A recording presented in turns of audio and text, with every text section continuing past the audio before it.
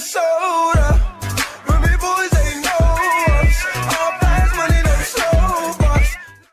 Okay, what is going on, you guys? Brandon here, aka Brawadis. Yes, this is a video on my NBA channel. I cannot remember the last time I made a video on this channel.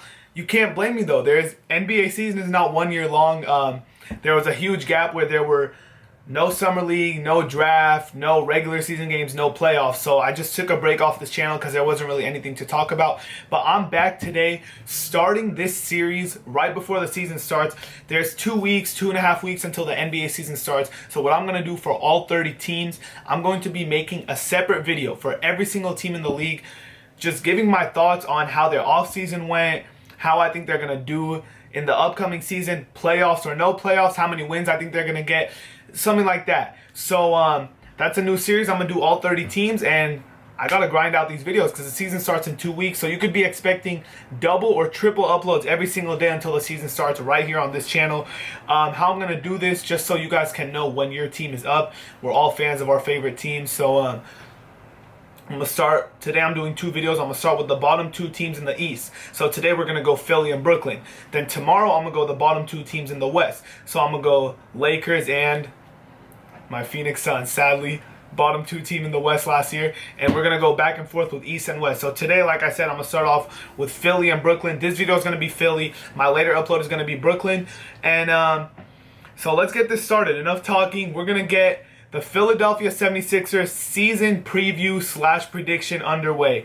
We all know 10 wins and 72 losses last year. 10 wins and 72 losses.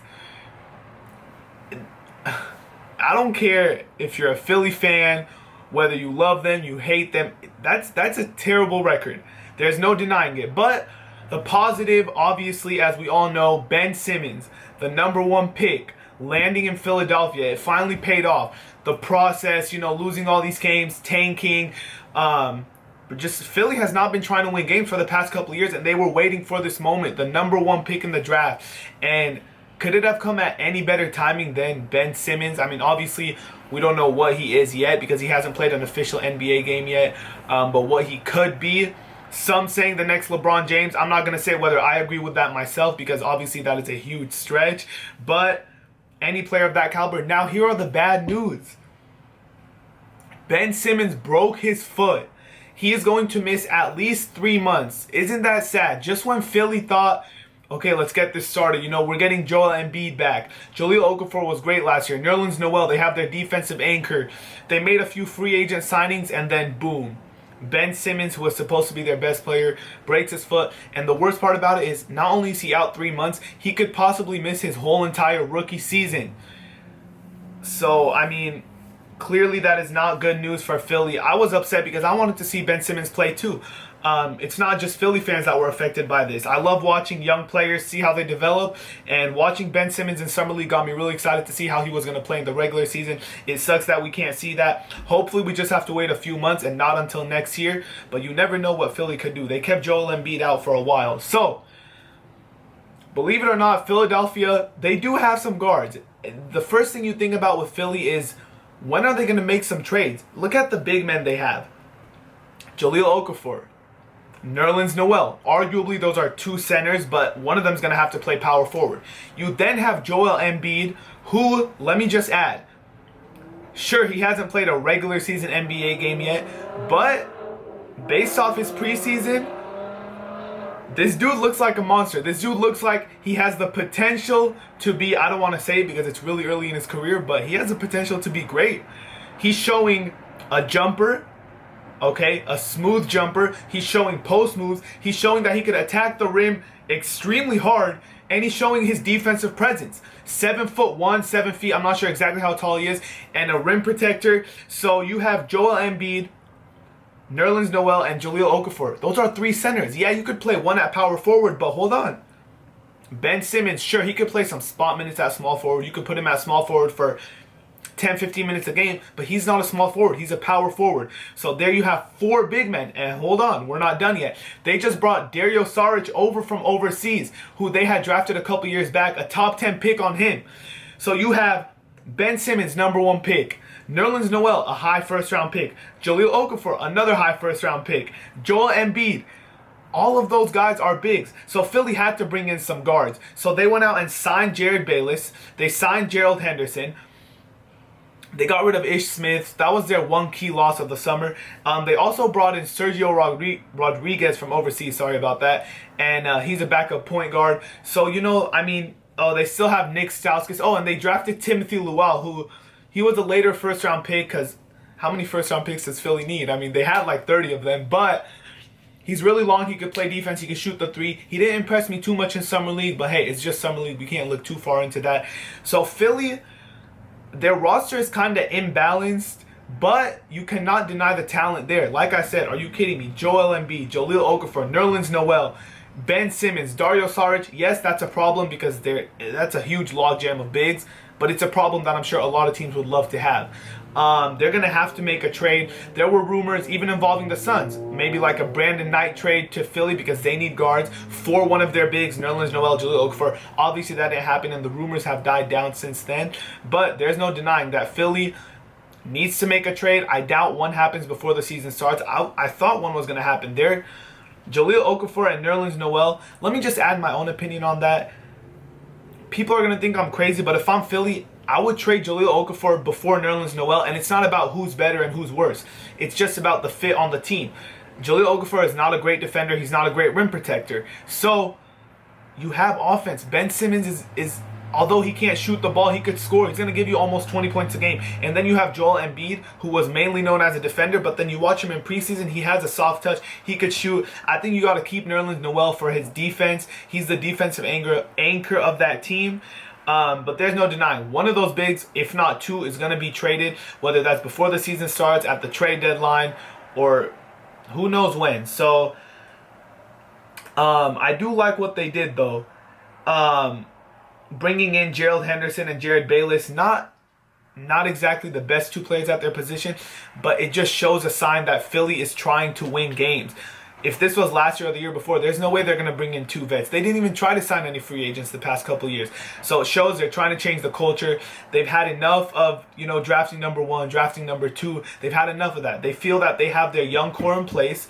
They feel that they're ready to just start developing this talent that they have. Just like Golden State, they were losing a ton of games. They got Curry, they got Clay, they got Draymond, they got Harrison Barnes, and then they were like, okay, no more high picks. Let's start to win. Philly's on that same path. Whether that's going to happen or not is another story because 10 wins last year. Like I said, 10 wins and 72 losses.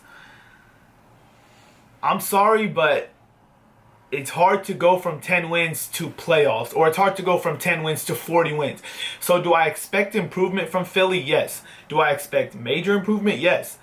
Do I expect them to go from 10 wins to playoffs? Absolutely not. But I don't think even Philadelphia fans themselves think that. I think for Philly, if they sneak into the mid-20s, if they win 24, 25 games, making that a 15-win improvement from last year, that's a huge plus.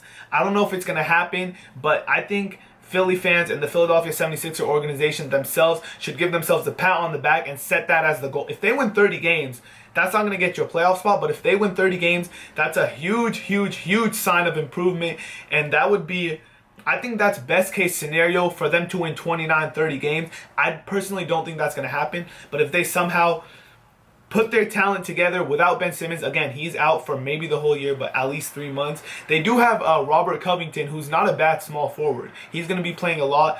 If they can somehow reach 29 to 30 wins, I think that's the best case scenario. Great outcome for Philly. If it was up to me, like I said, there's a prediction video. I'm going to go with, they won 10 games last year. I'm going to give them, I see a lot of media outlets still having them stuck at 17, 18 wins. But no, let me tell you, I'm kind of higher on Philly this year. I'm going to give them, no, I'll go a little higher. I'll give them 23 to 25 wins. I think Philly's going to make it into the mid-20s, maybe 23, 24 wins. And like I said, I don't think they're a playoff team just yet. But for the first time in years, at least, well, this is kind of spoiling my next video, but I'm going to say it anyways. For the first time in years, the Philadelphia 76ers will not be the worst team in the Eastern Conference, or should I say in the NBA. So at least that's a positive.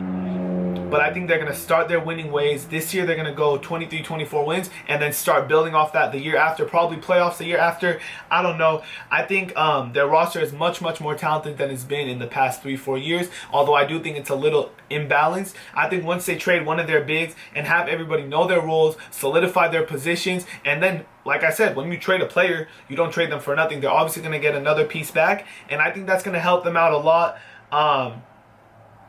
They have the pieces to compete in a couple of years, but we're doing a season preview and prediction for this year, and this year I predict Philadelphia to win about 23, 24, 25 games and lose obviously 57, 58, 59 games, which people, Philadelphia fans, you might bash me for that. Oh, you know, only 23 wins, but you got to look at it. That is a huge improvement for this Philly team, and I think the Philadelphia 76ers themselves will take that any day of the week. So that's my season preview for the Philadelphia 76ers. Let's wish Ben Simmons a speedy recovery, obviously for himself and for us fans who want to watch him play. He looked amazing in Summer League, so we want to see what he could do in the NBA level.